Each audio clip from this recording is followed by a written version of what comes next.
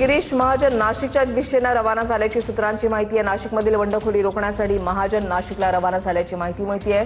गोकुळ गीते तुर्तास निवडणूक लढवण्यावर ठाम आहेत। महाजनांच्या मध्यस्थीने गणेश गीतेंची माघार जवळपास निश्चित आहे। गोकुळ गीते माघार घेतील, महाजनांनी विश्वास व्यक्त केला आहे।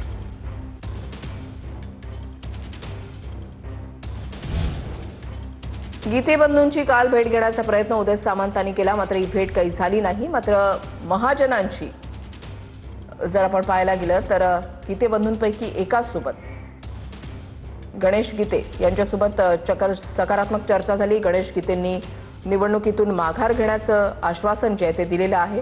मात्र गोकुळ गीते हे निवडणूक लढण्यावर ठाम आहेत। मात्र गोकुळ गीतेंच्या बाबतीत महाजनांनी एक प्रकारे विश्वास व्यक्त केलेला आहे की गोकुळ गीते हे माघार घेतील। मात्र सध्या जर आपण पाहायला गेलं तर महाजन हे नाशिकला रवाना झालेले आहेत। विनायक डावरुंग आमचे प्रतिनिधी या संदर्भातली अधिक माहिती देतील। विनायक। रुसाली, नाशिक विधान परिषदेची निवडणूक आहे। या निवडणुकीमध्ये गीते बंधू जे आहेत त्यांनी अपक्ष उमेदवारी अर्ज जो आहे तो भरलेला पाहायला मिळतो आणि दुसरा अर्ज भाजपकडनं त्यांनी भरलाय असाही त्यांचा दावा आहे।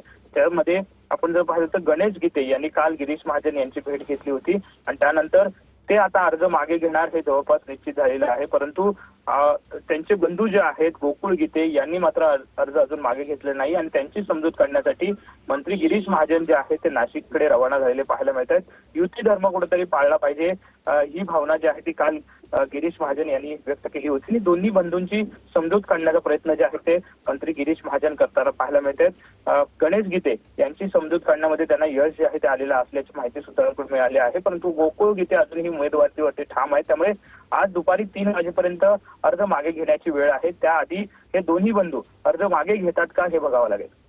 नक्कीच धन्यवाद विनायक दिलेल्या सविस्तर माहितीसाठी।